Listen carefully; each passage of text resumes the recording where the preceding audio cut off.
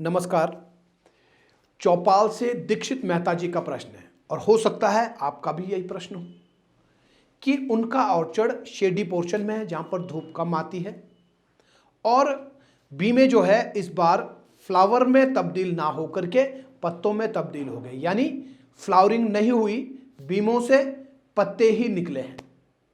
तो आपको मैं बताना चाहूंगा कि शेडी पोर्शन में जो बगीचा होता है वहां पर सन आवर्स कम होने की वजह से, सूरज की किरणें कम समय पर आने की वजह से, सूरज की किरणों की उपलब्धता कम होने की वजह से पत्ते कार्बोहाइड्रेट ज्यादा मात्रा में नहीं बना पाते, या यूं कहें कि पूरी साल भर में कार्बोहाइड्रेट कम मिलते हैं। कार्बोहाइड्रेट की अगर कमी है तो बीमों की निर्मित नहीं हो पाती है और पौधा हमेशा ही वेजिटेटिव ग्रोथ में ही रहता है, यानी हर वक्त वेजिटेटिव ग्रोथ आना, पत्ते ही बनना और हर वक्त शूट में ही तब्दील होना, यानी जो एनर्जी प्लांट के अंदर है वो फ्रूट में नहीं, फ्लावर में नहीं, बल्कि शूट में कन्वर्ट हो जाती है।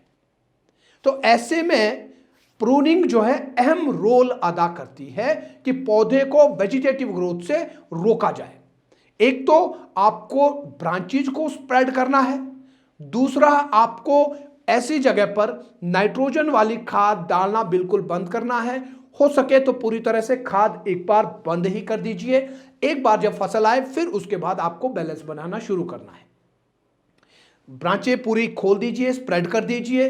प्रूनिंग आप A to Z कोर्स में जो प्रूनिंग बताई गई है खेतियारी ऐप के ऊपर, उस तरह की आप प्रूनिंग करना शुरू करें। और हम जानते हैं कि प्रूनिंग शुरू जब आप करते हैं तो उसके 2 साल बाद उसके रिजल्ट आते हैं। इस बार आपने प्रूनिंग की है तो अगले साल जो है उसमें बीमा बनेगा और उसके अगले साल ही उसके ऊपर फसल आएगी। तो जल्दबाजी भी नहीं दिखानी है, आपको 2 साल का इंतजार करना ही है। और जब आप प्रूनिंग अच्छे से कर लेंगे, नाइट्रोजन देना पौधे को आप बंद कर देंगे और साथ ही साथ पॉलिनाइजर्स की व्यवस्था आपको बगीचे के अंदर पूरी कर देनी है। कम से कम 33% पौधे पॉलिनाइजर्स के होने चाहिए। अगर कलम कर सकते हैं तो कलम करें, ग्राफ्टिंग करें पौधों के ऊपर, नहीं तो नए पौधे गाला या ग्रैनी स्मिथ के आप इंट्रोड्यूस करें। ऑर्चर्ड के अंदर खूब सारे आप पौधे इनके लगाएं, इससे पॉलिनाइजर की व्यवस्था आपके बगीचे के अंदर पूरी हो जाएगी। एक चीज और है कि शेडी पोर्शन में आपको बैलेंस्ड क्रॉप लेनी पड़ेगी। एक बार अगर ओवर क्रॉप आ गया तो फिर खुश नहीं होना है कि अब ओवर क्रॉप, अब क्रॉप आ गई है, अब अगली बार से क्रॉप आएगी, ऐसा नहीं है। एक बार ओवर क्रॉप आई तो उसको बैलेंस करना, थिनिंग करो। आप चाहे केमिकल थिनिंग करो, आप चाहे मैनुअल थिनिंग करो या मैकेनिकल थिनिंग जिसको कहते हैं, आप चाहे ऐसे करो, लेकिन क्रॉप को बैलेंस करना ही है। शेडी पोर्शन में अगर ओवर क्रॉप आया, नेक्स्ट ईयर 0% क्रॉप आएगा, क्योंकि कार्बोहाइड्रेट की कमी पहले ही है, कार्बोहाइड्रेट पहले ही नहीं बन रहा है। तो ऊपर से जो ओवर क्रॉप है उनको पालने में ही जितना छोटा मोटा कार्बोहाइड्रेट बन पा रहा है वो उसी में ही उसका पूरा हो रहा है। नेक्स्ट ईयर के बीमे की निर्मित या नेक्स्ट ईयर के लिए बीमों का बना पाना उनके लिए असंभव सा काम हो जाता है। इसीलिए शेडी पोर्शन में बीमे आप देखेंगे बिल्कुल पतले और नुकीले होते हैं, कमजोर होते हैं, वीक होते हैं, और उनके ऊपर फिर फ्लावर नहीं बल्कि पत्ते आते हैं, वो वेजिटेटिव ग्रोथ में कन्वर्ट हो जाते हैं। तो इस बात का आपको अच्छे से ख्याल रखना है।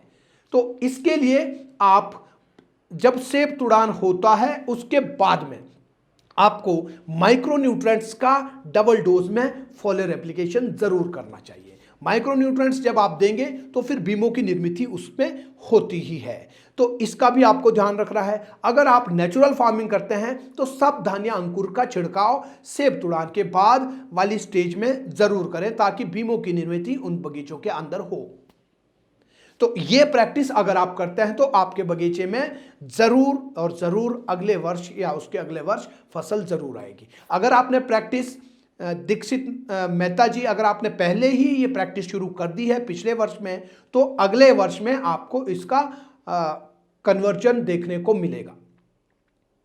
तो आपको ये वीडियो कैसा लगा हमें कमेंट बॉक्स में जरूर बताएं। अगर आप भी चाहते हैं कि आपकी किसी प्रॉब्लम के ऊपर ऐसा ही एक वीडियो बने तो कमेंट बॉक्स में अपना प्रॉब्लम जरूर लिखें, और प्रॉब्लम के साथ अगर आप अपने गांव और तहसील का नाम लिखते हैं तो बहुत अच्छा रहेगा। तो उस टॉपिक के ऊपर हम वीडियो बनाएंगे और ये वीडियो देखने के लिए आपको पेज फॉलो जरूर करना है।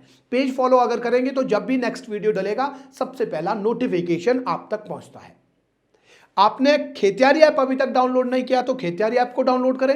12,500 के करीब लोग जो हैं ऐप को पहले ही डाउनलोड कर चुके हैं। उसके ऊपर इस तरह और इससे भी और बढ़िया वीडियोस 52 बड़ी वीडियोस और 100 से ज्यादा छोटी वीडियोस उसके ऊपर है, यानी 150 से ज्यादा वीडियोस हैं जो फ्री वीडियोस हैं, जिनको देख करके आप बागवानी घर बैठे सीख सकते हैं। आपको ढूंढना नहीं पड़ेगा, ऐप डाउनलोड किया उसके ऊपर आपको ये सारी वीडियोस मिलती हैं। इसके अलावा अगर आप प्रोफेशनली आगे बढ़ना चाहते हैं उन 4,000 लोगों की तरह जो पहले ही खेतियारी ऐप के ऊपर पेड कोर्सेज ले चुके हैं, तो आप भी पेड कोर्स लेकर के प्रोफेशनली बागवानी के अंदर आगे बढ़ सकते हैं और अपने बगीचे के अंदर खूब बदलाव आप ला सकते हैं और एक जो आपका अभी जिस पायदान पर है उस पायदान से ऊपर ऊपर ऊपर ऊपर की तरफ को आप जाएंगे। तो पेड कोर्सेज के थ्रू भी आप आगे बढ़ सकते हैं। तो बागवानी पढ़ो फिर आगे बढ़ो। आज इस वीडियो में फिलहाल इतना ही। आपसे मुलाकात होगी अगली वीडियो में अलग जानकारी लेकर के। तब तक के लिए नमस्कार, जय हिंद, जय भारत।